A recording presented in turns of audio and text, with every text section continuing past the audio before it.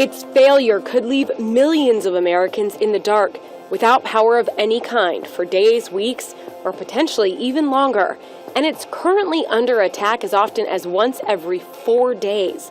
A USA Today investigation found that our nation's power grid sustained 362 attacks between 2011 and 2014. And in many of those cases, suspects were never identified, like in this game-changer attack outside San Jose, California in April of 2013. This surveillance video shows the flashes of light created when more than 100 rounds were fired at Pacific Gas and Electric's substation transformers. But first, 6 fiber optic cables were severed. The attack caused more than $15 million in damage, and the attackers were never caught.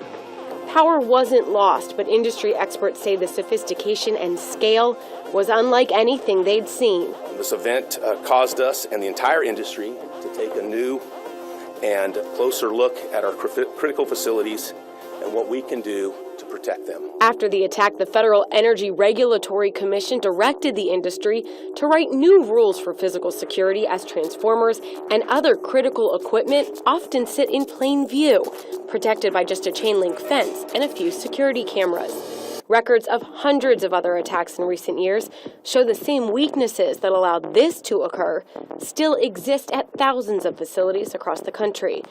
And while physical attacks are much more common, cyber incidents are on the rise. The Department of Energy received only 14 reports of cyber attacks over the past 4 years, but Scott Aronson with the Edison Electric Institute says there are loose definitions of what a cyber incident is, and probes are happening all the time as adversaries look for weaknesses. In 2011, the Pedernales Electric Cooperative in Texas was victim to a cyber attack. The utility serves about 200,000 customers, but the board of directors wondered at the time if the attack had a larger purpose. I find it a little amazing that anybody would want to attack one of our substations. You'd think they really wanted to have an impact. They would go for something that would have more impact. I want to believe this was some amateur.